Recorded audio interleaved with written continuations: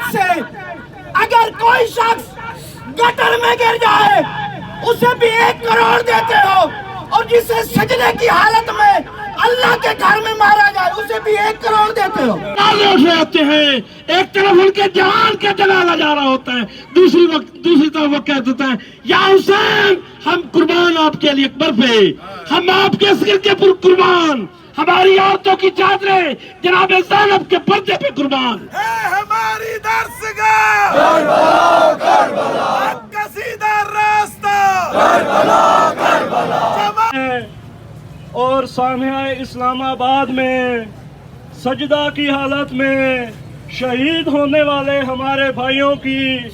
خراج تحسین پیش کرنے کے لیے شہادت شہادت شہادت شہادت شہادت ہماری یہ جوانیاں حسین کی قربانیاں، ہماری یہ جوانیاں حسین کی قربانیاں۔ لبیک یا حسین کے بلند ہوتے ہوئے یہ نعرے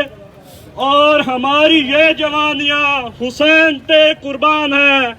ایسے بلند ہوتے ہوئے نعرے یزیدیت کے منہ پہ تماچا ہے کہ تمہاری یہ ساری دہشت گردی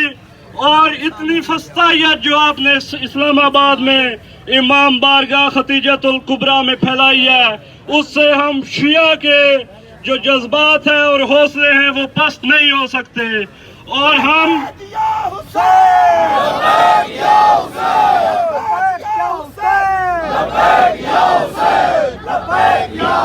خراج تحسین پیش کرتے ہیں ان تمام شہداء کو، اور ہم تعزیت پیش کرتے ہیں شہداء